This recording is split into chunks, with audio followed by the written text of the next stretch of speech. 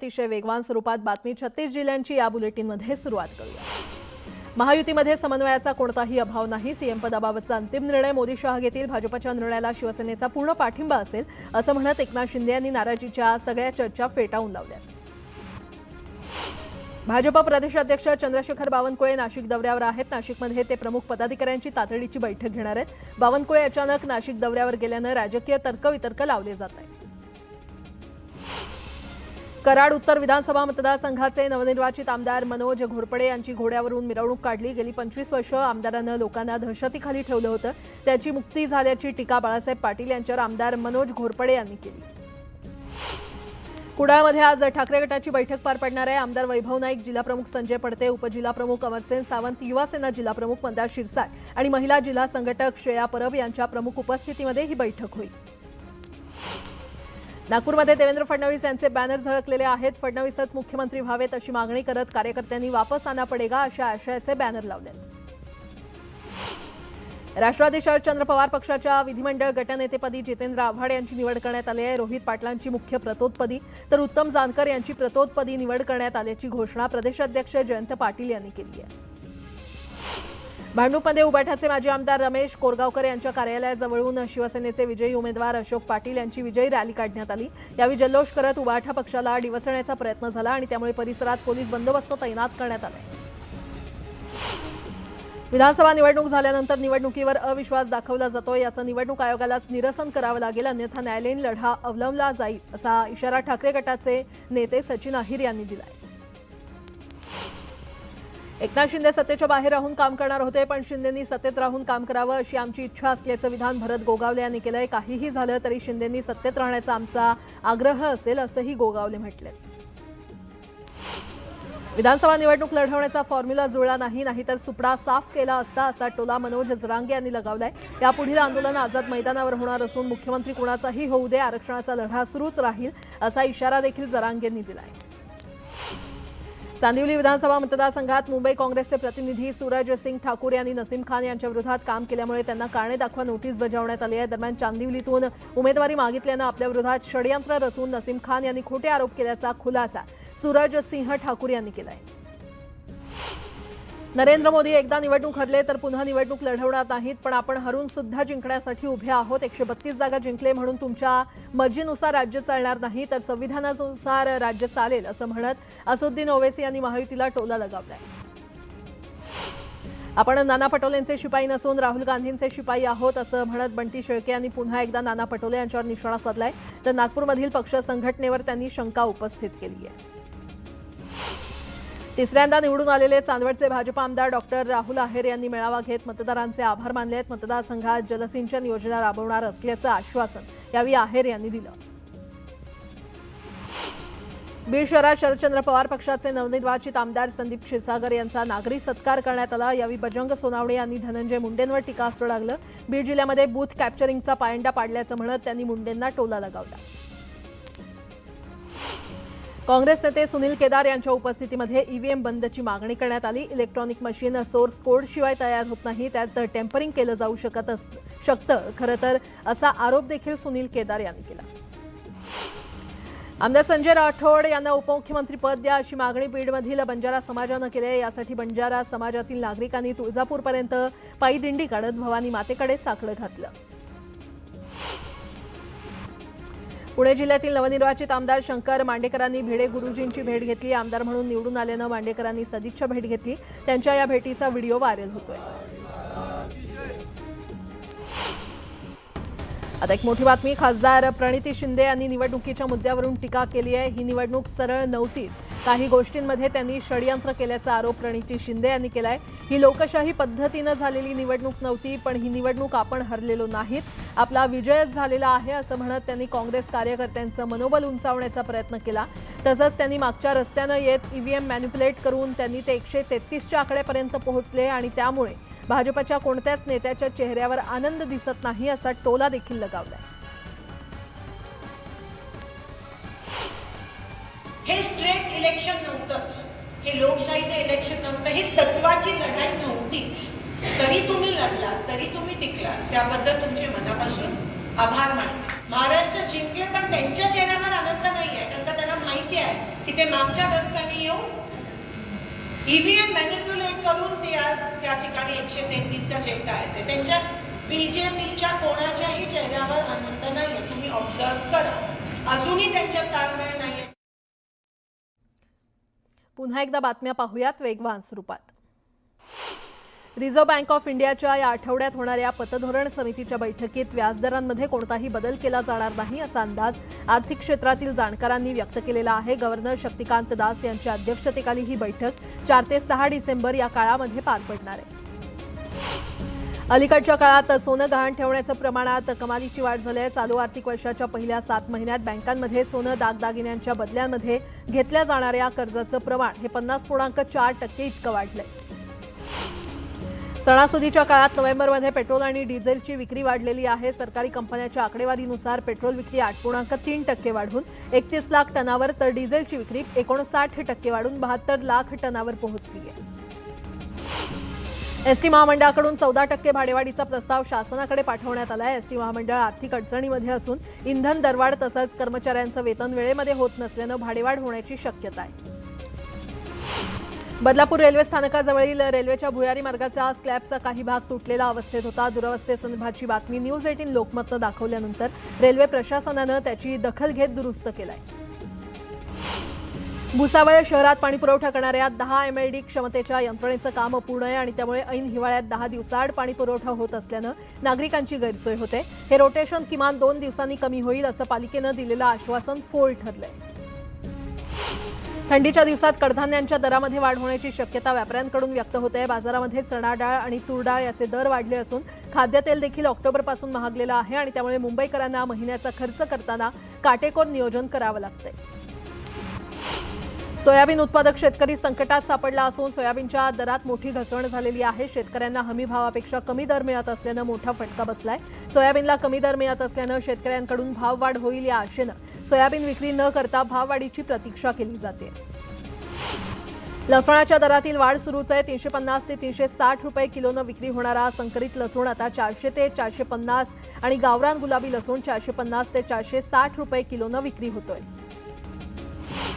दिवाळीच्या सुट्टीनंतर महिन्यानं बेदाणा सौद्याला सुरुवात झालेली आहे. शुक्रवारी झालेल्या बेदाणा सौद्यात 190 टन बेदाण्याची आवक झाली असून प्रति किलो 20 ते 25 रुपयांनी दरात वाढ झालेली आहे. ठाणे जिल्हा परिषदेच्या सेल्सस योजनेअंतर्गत भिवंडी तालुक्यातील 200हून अधिक शेतकरी अवघ्या 25 रुपयात परसबाग फुलवणार आहेत. भिवंडी पंचायत समितीच्या कृषी विभागाच्या वतीनं मिनी किटचं वाटप करण्यात आलं. अमरनाथमध्ये बांधकाम व्यावसायिकाच्या हत्येसंबंधी पोलीस ठाण्यावर मोर्चा काढण्यात आला. या संदर्भात संशयित आरोपींना तात्काळ अटक करण्याची मागणी करण्यात आली आहे. पोलीस उपायुक्तांची भेट घेऊन कारवाईची मागणी करण्यात आली आहे. उल्हासनगरच्या कॅम्प नंबर 3 भागात सोसायटीच्या आवारातील मीटरची चोरी झाली आहे. ही चोरीची घटना सीसीटीव्हीमध्ये कैद झाली आहे. सीसीटीव्हीच्या आधारे पोलीस आरोपीचा शोध घेत आहेत.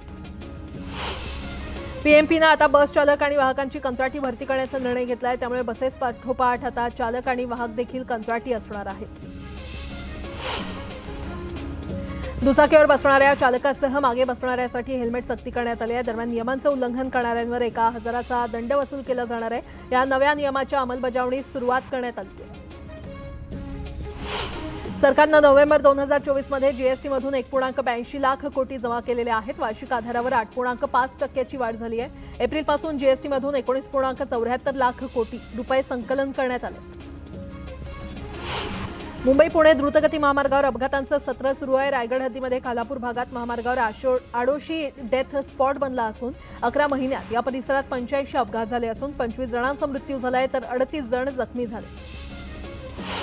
नागपूर मुंबई समृद्धी महामार्गावरील इगतपुरी ते आमणे या शेवटच्या टप्प्याचं 100% काम पूर्ण झालंय. आता फिनिशिंगची कामं सुरू असून ही कामं डिसेंबर अखेरीस पूर्ण होतील.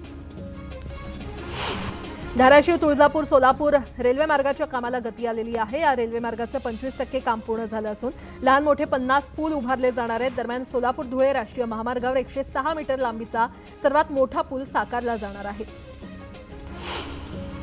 महापरिनिर्वाण दिनानिमित्त रेल्वे प्रशासन आणि रेल्वे पोलिसांकडून विशेष खबरदारी घेतली जाते. 6 डिसेंबरला दैनंदिन प्रवासी संख्या 90 ते 95 लाखांपर्यंत पोहोचण्याची शक्यता आहे. ही बाब लक्षात घेता गर्दीचं विभाजन करण्यासाठी अनेक मार्ग बंद करण्यात आले.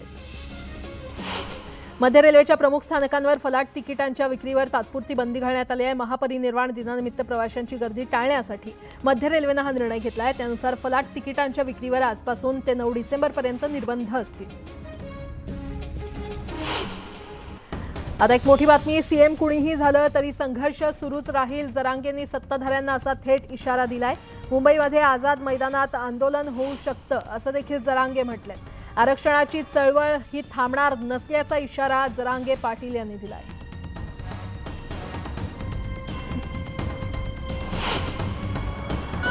शेवटी काय असतं बरं का, काही केलं तरी आम्हाला संघर्ष करावा लागणार आहे, लढावं लागणार आहे। कोणी आलं तरी, म्हणजे हे जरी आले असते तरी आमच्या वाट्याला तेच होतं आणि हे आले तरी पण तेच आहे।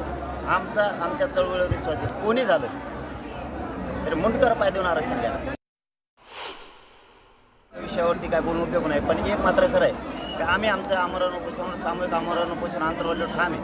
परंतु एखाद्या वेळेस मुंबईसुद्धा ते होऊ शकतं आझाद मैदानला, बहुतेक अशी सुद्धा शक्यता आहे।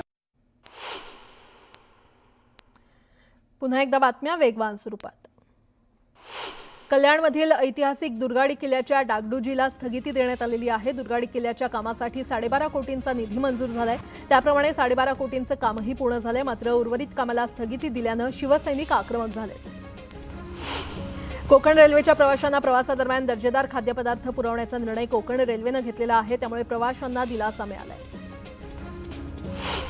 मुंबई महापालिकेतील रिक्त पदांच्या भरतीसाठी म्युनिसिपल मजदूर युनियननं आंदोलनाची हाक दिली आहे। 3 डिसेंबर रोजी संघटनेकडून आझाद मैदानावर धरणे आंदोलन करण्यात येणार आहे। रायगड जिल्ह्यामध्ये 14 डिसेंबरपासून ठिकठिकाणी जत्रोत्सव सुरू होणार असल्यानं ग्रामीण भागातील नागरिकांना स्वस्त आणि मस्त खरेदीची संधी मिळणार आहे। पुढील 5 महिन्यात जिल्ह्यात या जत्रांद्वारे सुमारे 20 कोटींपेक्षा अधिक उलाढाल होणार असून हजारोंना रोजगार मिळणार आहे। पेणच्या बाजारात थंडीतील रानफळांची आवक वाढली आहे। आवळा, बोरं आणि चिंच अशा फळांच्या खरेदीसाठी ग्राहकांचा कल वाढलाय। 100 ते 150 रुपये प्रति किलो दरानं आवळा तर 5 ते 10 रुपये प्रति वाटाप्रमाणे बोरांची विक्री होते। गव्हाच्या पेरणीस उशिरानं पोषक हवामान तयार झाल्यानं गव्हाच्या पेरण्यांना चांगलाच वेग आला। यंदा पोषक वातावरण आणि सिंचनासाठी पुरेसं पाणी उपलब्ध असल्यानं गव्हाच्या क्षेत्रात यंदा वाढ होण्याची शक्यता तज्ज्ञांनी वर्तवली आहे। थंडी सुरू झाल्यापासून मुंबई, नवी मुंबईमधील नागरिकांकडून बाजरीच्या भाकरीला पसंती मिळू लागली आहे। गहू आणि ज्वारीपेक्षा बाजरी स्वस्त असल्यामुळे ग्राहकांकडून मागणी वाढली आहे। पुढील 2 महिने बाजरीची विक्री वाढण्याची शक्यता व्यापाऱ्यांनी व्यक्त केली आहे। राज्यात यंदा गाळप करणाऱ्या कारखान्यांची संख्या जेमतेम 186 वर गेली आहे। हंगाम सुरू होऊन 15 दिवस झाले तरीही गाळपाला गती आलेली नाहीये। पहिल्या टप्प्यात 179 कारखान्यांना गाळप परवाने देण्यात आले। सुरतच्या किम गावात मुंबई अहमदाबाद बुलेट ट्रेन प्रकल्पासाठी ट्रॅक स्लॅब निर्मिती कारखाना सुरू करण्यात आलेला आहे। 19 एकर क्षेत्रफळावरील या कारखान्याची उत्पादन क्षमता 120 ट्रॅक स्लॅब प्रतिदिन इतकी आहे। पुढील 2 ते 3 दिवस मुंबईतील किमान तापमानात वाढ होण्याचा अंदाज हवामान खात्याकडून व्यक्त करण्यात आला आहे। तर या कालावधीमध्ये किमान तापमान 22 अंश सेल्सिअस दरम्यान राहील। पारा चांगलाच घसरला असल्यानं रायगड गारठलेला आहे आणि त्यामुळे आता घरातील उबदार कपडे बाहेर आणले। बाजारपेठातील उबदार कपड्यांसाठी ग्राहकांची गर्दी वाढली आहे।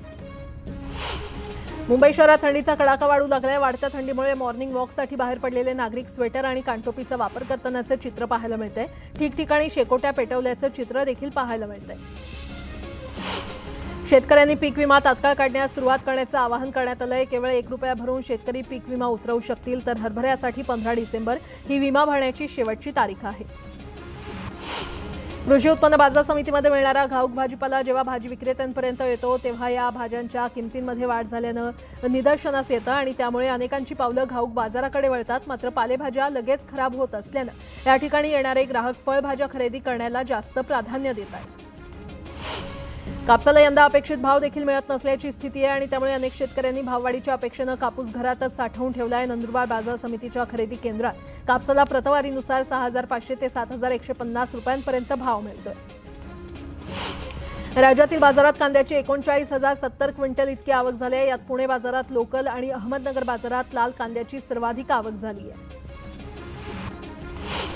राज्यातील बाजार समितीमध्ये मक्याची आवक 708 क्विंटल इतकी झाली आहे। त्याला सर्वसाधारण दर हा 2,098 रुपये प्रति क्विंटल इतका मिळाला। राज्यातील बाजार समितीमध्ये 723 क्विंटल सोयाबीनची आवक झाली आहे। सोयाबीनला आता सरासरी 3,988 रुपयांचा भाव मिळतोय। त्यामुळे शेतकऱ्यांसह व्यापाऱ्यांमध्ये आनंदाचं वातावरण आहे। मुंबईतील मानखुर्द, वडाळा आणि माटुंगा भागातील नाल्यांमध्ये पुन्हा प्लास्टिक आणि कचऱ्याचं प्रमाण वाढलंय, त्यामुळे परिसरात रोगराई पसरण्याची भीती निर्माण झाली आहे. मावळमध्ये रब्बी हंगामातील पेरण्या जवळपास पूर्ण झाल्याचा अंदाज कृषी अधिकाऱ्यांच्या सर्वेक्षणात दिसून आलाय. यंदा पाऊस समाधानकारक झाल्यानं शेतीसाठी मुबलक पाणीसाठा असल्यानं बळीराजा सुखावलाय. जुन्नर तालुक्यातील बेले गावात तमाशा महोत्सवाचं आयोजन करण्यात आलं. यात राज्यभरातील नामांकित तमाशा फड मालकांनी सहभाग नोंदवला. या महोत्सवात कलाकारांनी सादर केलेल्या हंडा डान्सला पसंती मिळाली. आता एक सविस्तर बातमी आपण पाहणार आहोत. महाराष्ट्राचं मुख्यमंत्रीपद भाजपकडे जाणार हे जवळपास निश्चित झालं असून सध्याचे काळजीवाहू मुख्यमंत्री एकनाथ शिंदे नाराज असल्याच्या चर्चा सुरू आहेत. तर दुसरीकडे एकनाथ शिंदेंनी सत्तेमध्ये राहावं असा आग्रह शिवसेना नेत्यांकडून केला जातोय. पाहूयात.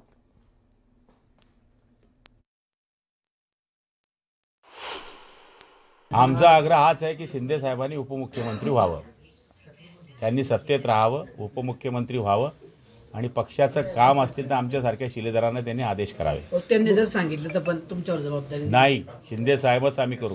सत्तेच्या बाहेर राहून काम करतो, पण आम्ही त्यांना आग्रह केला की तुम्ही सत्तेच्या बाहेर राहून काम नाही करायचं, तुम्ही सत्तेत राहून काम करायचं. आणि त्याप्रमाणे आम्ही मग ते बोलले मला की जरा मला 2 दिवस गावी जाऊन येऊ द्या, थोडं मला रिलॅक्स होऊ द्या, विचारून नाही करू द्या. पण त्यांना आम्ही सत्तेमध्ये आग्रह करणार येण्यासाठी. पालघरमध्ये मनसेतील अंतर्गत वाद हा चव्हाट्यावर आलाय. मनसेचे पालघर जिल्हाध्यक्ष समीर मोरे यांच्या भावाला जबर मारहाण करण्यात आली आहे, ज्यामध्ये ते गंभीर जखमी झालेत. समीर मोरे यांच्या भावावर काही गुंडांकडून कोयत्यानं वार करण्यात आलाय आणि मनसे ठाणे जिल्हाध्यक्ष अविनाश जाधव यांच्याकडून हल्ला करण्यात आल्याचा आरोप मोरे कुटुंबियांनी केलाय. तर पालघर जिल्हाध्यक्ष समीर मोरे यांचे भाऊ सतीश मोरे यांच्यावर बोईसरमधील शगुन रुग्णालयामध्ये उपचार सुरू आहेत.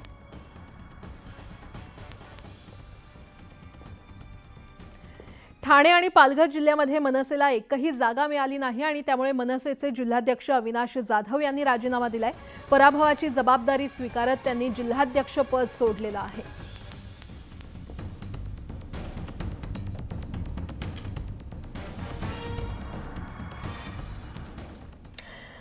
पुन्हा एकदा बातम्या वेगवान स्वरूपात. नाशिकमध्ये एका ट्रॅफिक वॉर्डनला मारहाण करण्यात आली आहे. वाहतूक सुरळीत करत असताना एका टोळीसोबत त्याचा वाद झाला. दरम्यान वादाचं रूपांतर मारहाणीमध्ये झालं आणि या मारहाणीत वॉर्डन जखमी झालाय.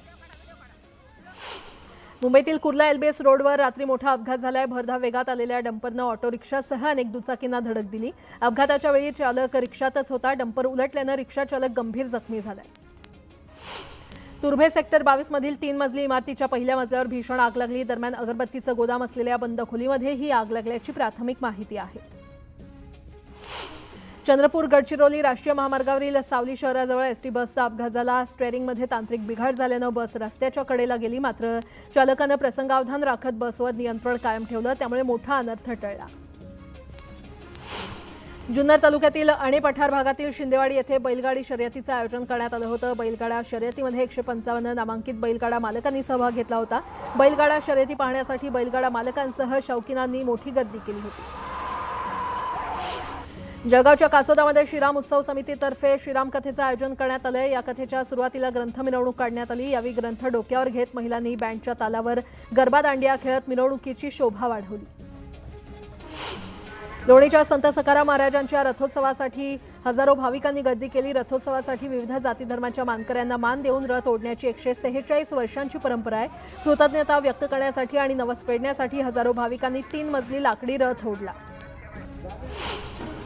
महाराष्ट्राचं आराध्य दैवत खंडोबाच्या जेजुरी गडावर कार्तिक अमावस्येनिमित्त विशेष पूजा करण्यात आली. कार्तिक अमावस्या आणि सुट्ट्यांमुळे जेजुरी गडावर खंडेरायाच्या दर्शनासाठी भाविकांनी मोठी गर्दी केल्याचं पाहायला मिळालं. आता एक मोठी बातमी. पॉर्नोग्राफी प्रकरणी अभिनेत्री शिल्पा शेट्टीचा पती आणि उद्योगपती राज कुंद्रा यांना ईडीनं समन्स बजावलेला आहे. कुंद्रा याला आज चौकशीसाठी मुंबईच्या ईडी कार्यालयामध्ये हजर राहण्याचे आदेश नोटीसमध्ये देण्यात आलेत. ईडीनं राज कुंद्रा आणि त्यांच्याशी संबंधित अन्य व्यक्तींच्या मुंबई आणि उत्तर प्रदेशातील काही शहरातील घरं आणि कार्यालयांवर छापेमारी केली आहे. छापेमारीनंतर राज कुंद्रा यांना हे समन्स बजावण्यात आले.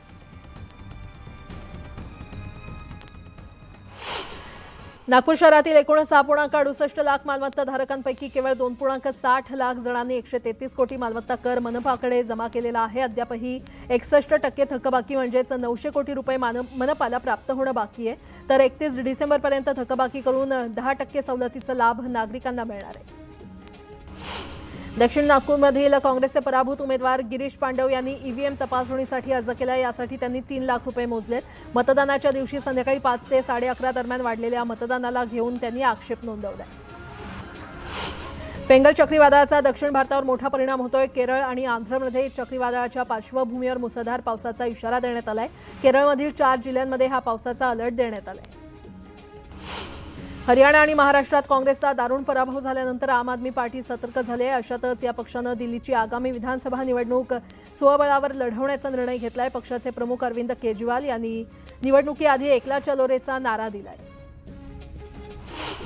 यूपीतल्या शाही जामा मशीद संरक्षित वारसा स्थळापैकी एक असून तिचं नियंत्रण आणि व्यवस्थापन आपल्याकडे द्यावं असं पुरातत्व खात्यानं न्यायालयानं दिलेल्या प्रतिसादात म्हटलेलं आहे. न्यायालयानं पुरातत्व खात्याला मशिदीचा सर्वे करण्याची अनुमती दिली होती. त्यानंतर या ठिकाणी हिंसाचार झाला होता.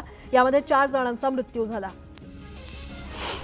नोएडा आणि ग्रेटर नोएडामधील शेतकरी त्यांच्या विविध मागण्यांसंदर्भात दिल्लीकडे कूच करणार आहेत. जिल्हाभरातील हजारो शेतकरी विविध मागण्यांसह दिल्लीकडे कूच करणार आहेत. यासाठी त्यांनी संयुक्त किसान मोर्चाची स्थापना केली आहे. दिल्ली एनसीआरमध्ये प्रदूषणानं उच्चांक गाठलाय. दरम्यान एअर क्वालिटी इंडेक्समध्ये असलेल्या प्रदूषकाच्या नॅनो कणांमुळे शरीराला इजा होत असल्याचं समोर आलंय. या कणांमुळे मुलांमध्ये उच्च रक्तदाबासह मधुमेहाचं प्रमाण वाढत असल्याचं संशोधनातून समोर आलंय. दिल्ली एनसीआरमधील वायू प्रदूषण प्रकरणी सुप्रीम कोर्टात आज सुनावणी होणार आहे. गेल्या सुनावणीमध्ये न्यायालयानं गुणवत्ता व्यवस्थापन आयोगाला परिस्थितीचा आढावा घेऊन सूचना देण्यास सांगितलं होतं. प्रत्येक मतदान केंद्रावर मतदारांची संख्या 1200 वरून जास्तीत जास्त 1500 पर्यंत वाढवण्याच्या निवडणूक आयोगाच्या निर्णयाला आव्हान देणाऱ्या जनहित याचिकेवर सर्वोच्च न्यायालयामध्ये आज सुनावणी पार पडणार आहे. इंदुप्रकाश सिंह यांनी दाखल केलेल्या जनहित याचिकेवर ही सुनावणी होणार आहे. फेंगल चक्रीवादळामुळे रविवारी झालेल्या मुसळधार पावसामुळे पुदुच्चेरीमध्ये जनजीवन विस्कळीत झालेलं आहे. चक्रीवादळ पुदुच्चेरीजवळ स्थिर झालं असून त्याची गती हळूहळू कमी होईल अशी माहिती हवामान खात्यानं दिली आहे. उत्तर भारतात थंडीची लाट कायम असून राजस्थान, बिहार आणि जम्मू काश्मीरमध्ये कडाक्याची थंडी पडली आहे. काश्मीरच्या अनेक भागात पारा शून्याखाली गेलाय. बिहारमध्ये थंडीची लाट कायम असून राजस्थानात हा प्रकोप अधिक जाणवतोय.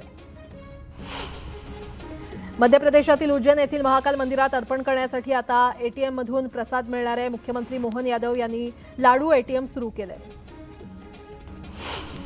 वृंदावनमध्ये दर्शनासाठी भाविकांनी मोठी गर्दी केली आहे. मोठ्या संख्येनं यावेळी भाविक दर्शनासाठी दाखल झाले आहेत. दरम्यान इतक्या मोठ्या प्रमाणात भाविक दर्शनासाठी आल्यानं स्थानिक प्रशासनाची चांगलीच धांदल उडाली आहे. वाराणसीतील काळभैरव मंदिराच्या गर्भगृहात केक कापल्यानं मॉडेलच्या अडचणींमध्ये वाढ झालेली आहे. मॉडेल ममता रायचा व्हिडिओ सोशल मीडियावर व्हायरल झाल्यानंतर तिला नेटकऱ्यांनी घेरलंय.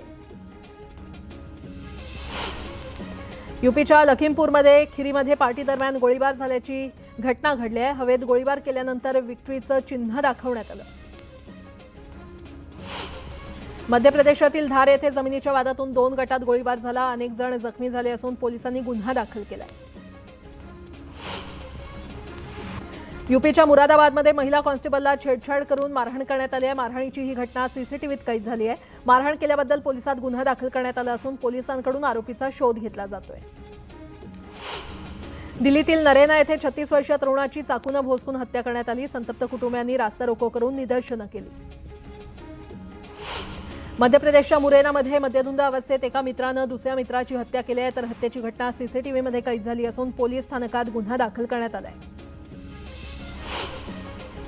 यूपीच्या हरदोईमध्ये 2 गटात हाणामारी झाली. या मारहाणीचा व्हिडिओ सध्या सोशल मीडियावर व्हायरल झालाय.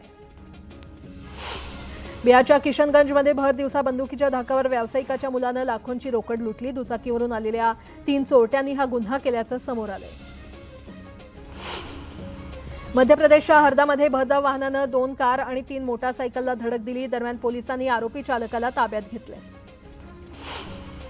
यूपीच्या अमरोहामध्ये 2 गटात जोरदार हाणामारी झाली. क्षुल्लक कारणावरून दोन्ही गटांनी एकमेकांवर दगडफेक करत लाठ्या काठ्यांनी हल्ला केला. बिहारच्या गोपालगंजमध्ये ड्रोनच्या मदतीनं दारूभट्टीचा पर्दाफाश करण्यात आलाय. दरम्यान पोलीस येण्यापूर्वीच आरोपी घटनास्थळावरून पळून गेले.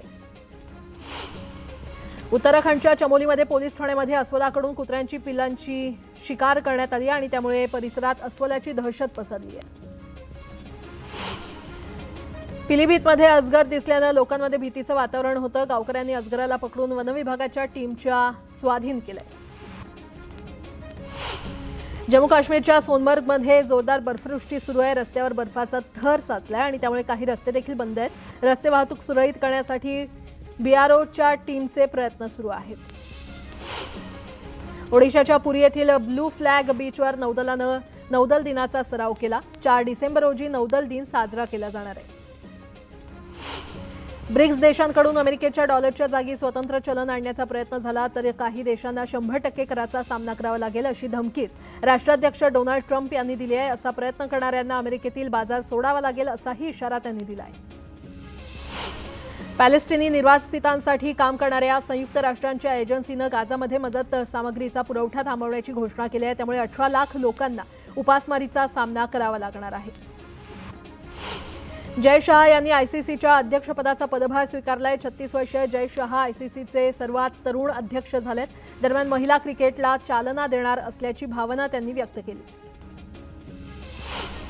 PV सिंधू आणि लक्ष्य सेन यांनी सय्यद मोदी आंतरराष्ट्रीय बॅडमिंटन स्पर्धेमध्ये महिला आणि पुरुष एकेरी गटात जेतेपद पटकावलेलं आहे. 2 ऑलिम्पिक पदक विजेती सिंधूनं चीनच्या वू लुओ युवर 21-14 आणि 21-16 असा सरळ गेममध्ये विजय मिळवत तिसऱ्यांदा स्पर्धेचा किताब पटकावलाय. कनिष्ठ गटाच्या आशिया चषक हॉकी स्पर्धेमध्ये उपांत्य फेरी निश्चित केलेल्या भारतीय संघानं कोरियाचा 8-1 असा धुव्वा उडवलाय. भारतीय संघ अ गटातून सर्व सामने जिंकून अव्वल स्थानावर राहिलाय.